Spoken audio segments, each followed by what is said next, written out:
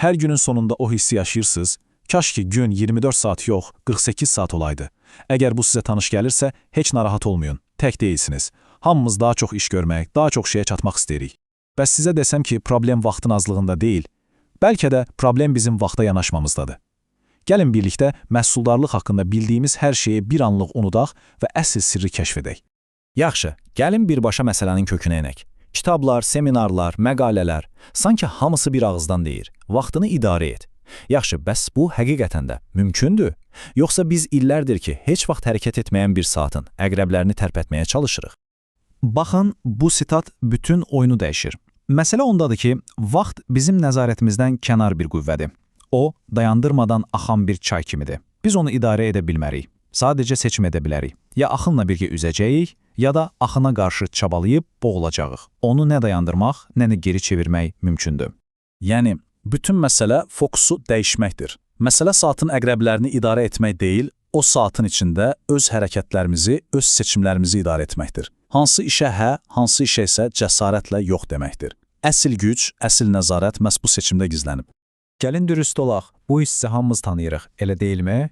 Gün ərzində qaş-qaqaç içində olursan, yüzlərlə e-poçta cavab verirsən, onlarla zəng edirsən, amma günün sonunda güzgüyə baxıb özündən soruşursan, yaxşı, bəs mən bütün bu qaş-qaqaçla əsl məqsədimə bir addım da olsa yaxınlaşdım? Çox vaxt cavab ürək açan olmur.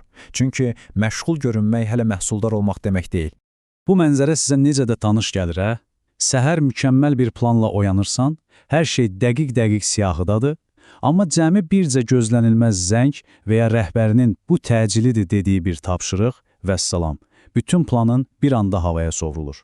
Bu, reaktiv rejimdə yaşamağın, yəni hadisələrə sadəcə reaksiya verməyin bariz nümunəsidir. Bax, əsas fərq budur. Məşğul insan sadəcə hərəkətdə olmağa çalışır, qaçır, çabalayır. Məhsuldar insan isə əvvəlcə hara getdiyini aydınlaşdırır.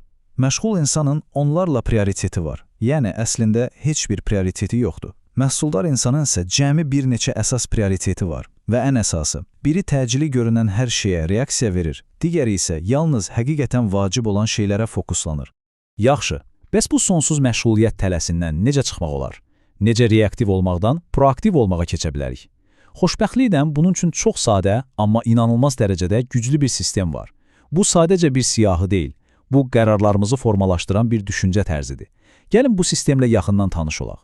Təsəvvür edin ki, qarşınızda 20 dənə görüləcək iş var. Hansından başlamalı? Bax, bu matris sizin üçün bir növ filtr rolunu oynayır. Hər bir işə 2 dənə çox sadə sual verirsiniz. Birincisi, bu iş həqiqətən təcilidirmi? Yəni, dərhal edilməlidir. Və ikincisi, daha da önəmlisi, bu iş mənim uzun müddətli hədəflərim üçün vacibdirmi? Cavablar sizi birbaşa məhsuldarlığın düz mərkəzinə aparacaq. İndi isə gəlin bu, deyək ki, sehirli matrisin içinə girək. O, bütün tapşırıqlarımızı 4 fərqli qutuya, 4 kvadrata bölür.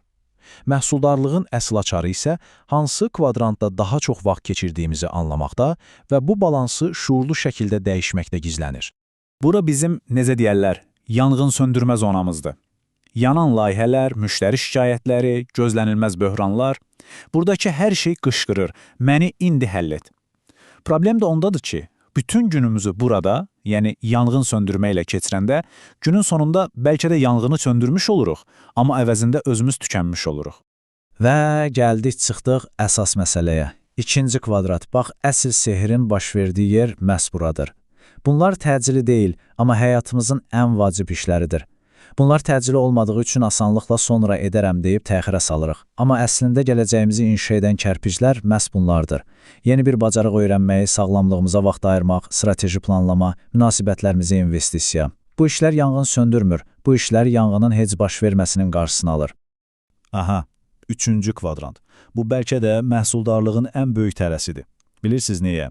Çünki buradakı işlər təcili olduğu üçün bizə saxta bir iş görürəm hissi verir. Gələn bir zəng, əhəmiyyətsiz bir iclas, başqasının xahişi, bunlar bizi məşğul saxlayır, amma əslində bizi öz vacib məqsədlərimizin yolundan çıxaran yayındırıcı amillərdir.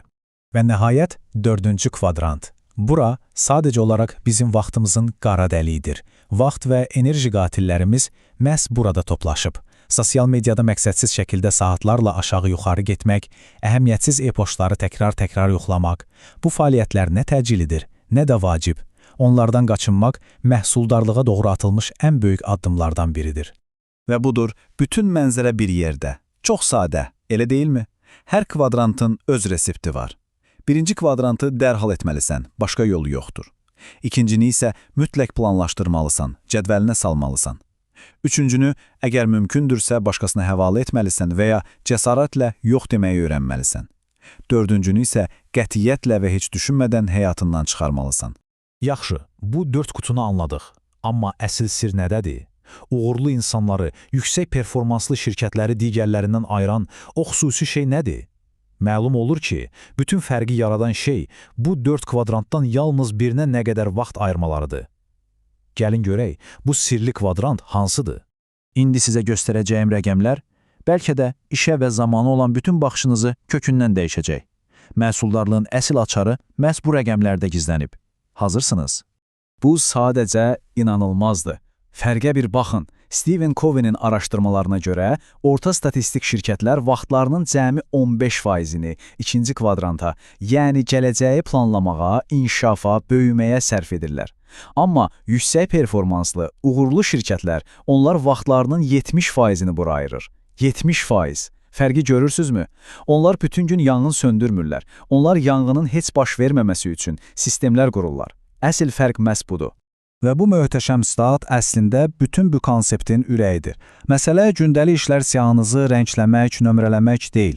Məsələ əvvəlcə həyatınızın və işinizin ən vacib, ən böyük prioritet daşlarını müəyyən etmək, sonra isə cədvəlinizi, yəni həyatınızı həmin o daşların ətrafında qurmaqdır. Beləliklə, gəldik yekun nəticəyə. Bizə həmişə deyirlər ki, vaxt puldur. Amma gəlin dürüst olaq, bu tam doğru deyil. Vaxt puldan qat-qat daha dəyərlidir. Çünki itirilən pulu bəlkə də geri qazanmaq olar, amma itirilən bir saniyəni belə geri qaytarmaq mümkün deyil. O, sizin bərpa olunmayan yeganə strateji aktivinizdir və bütün uğurunuz ondan necə istifadə etdiyinizdən asılıdır.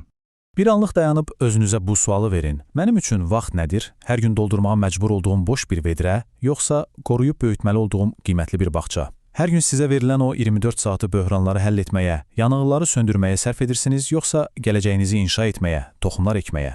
Gördüyünüz kimi, məşğul bir həyatla mənalı və məhsuldar bir həyat arasındakı fərq məhz bu seçimdən başlayır.